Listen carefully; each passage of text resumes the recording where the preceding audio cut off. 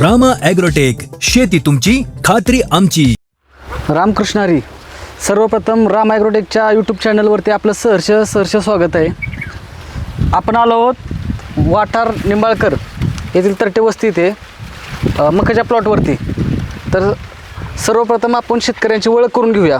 तर नमस्कार सर. नमस्कार. आपली ओळख शेतकऱ्यांना करून द्या. मी सुरेश बापूराव तरटे, मुक्काम पोस्ट वाठार निंबाळकर, तालुका फलटण, जिल्हा सातारा. तर हा सर्वसाधारण किती प्लॉट आहे? 1.25 एकराचा प्लॉट आहे. 1.25 एकराचा प्लॉट आहे.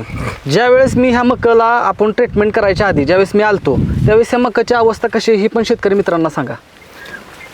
ज्यावेळेस मका म्हणजे पेरल्यानंतर एक 15 ते 20 दिवसात इतकी कीड होती, प्रत्येक मकाच्या पानावरती सगळं किडीनं खाल्लं होतं. मी जवळजवळ समजलं होतं की आता हे प्लॉट जाईलच माझ्याकडून. त्यानंतर माझी मुलाखत मनोज जाधव रामाटेक ॲग्रोवाल्यांशी झाली आणि त्यांनी मला एक कॉन्फिडन्स दिला, गॅरंटी दिली की ही मका मी आणून दाखवतो, तुम्हाला खर्च करावा लागेल. तर ठीक आहे, मग त्यांच्याकडून मी म्हणलं प्रोडक्ट घ्यायला तयार आहे. त्यानंतर एक तुम्ही त्याची गॅरंटी हमी घेतली. हां, की गॅरंटी घेतल्यानंतर ठीक आहे म्हणलं. मग परत मी सुरुवात केली आणि यांचं गायडन्स घेतलं. त्यानंतर आज मकाचा हा प्लॉट तुम्ही बघतच आहात. अतिशय मी सोडून दिली ती जवळजवळ मका, की हे आपल्याला शक्यच होणार नाही, ही कीड वगैरे कंट्रोल होणार नाही. तर आपण ज्यावेळेस किडीसाठी काय दिलं? तर ह्या मकाला आपण एकच फवारणी दिली ती लोहा किंगची. बरोबर आहे. हां. तर लोहा किंगचा तुम्हाला रिझल्ट कसा आला? लोहा किंग मारल्यानंतर मला तर भरोसा नव्हता की आता हे कंट्रोलमध्ये येणार नाही, परंतु जाधव साहेब म्हणले की तुम्ही लोहा किंग घ्या आणि नंतर मका बघा. तर लोहा किंग मारल्यानंतर 5 ते 6 दिवसातच रिझल्ट दिसायला सुरुवात झाला आणि आज ही मका तुम्हाला अशा प्रकारे दिसते. तर साहेब, उन्हाळी मका माणसं म्हणतात येत नाही. बरोबर आहे ना?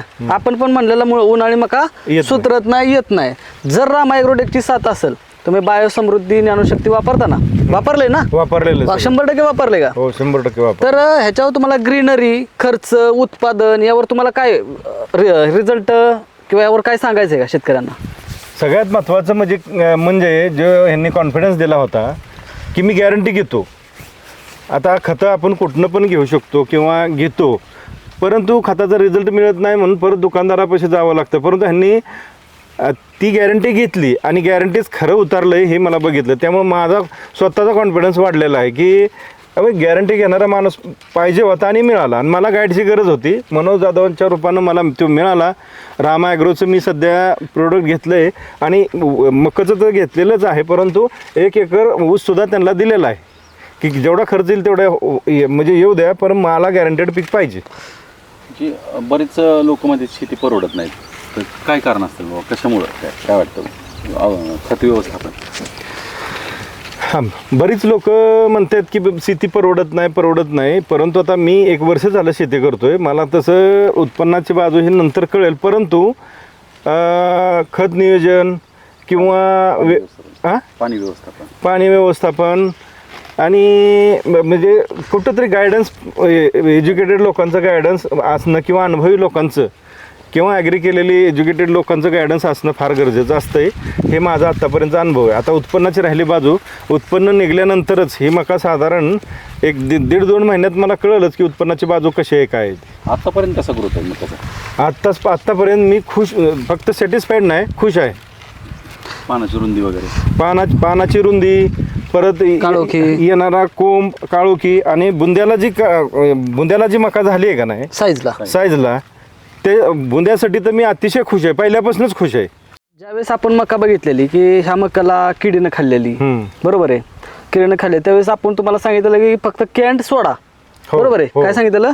कॅन्ड सोडा आणि आपलं जी बायोसमृद्धी ज्ञानशक्ती त्याचा मिक्स डोस आपण करून सांगितलेला, तुम्हाला सोडायला सांगितलेला, जो एक मिक्स डोस आहे तो.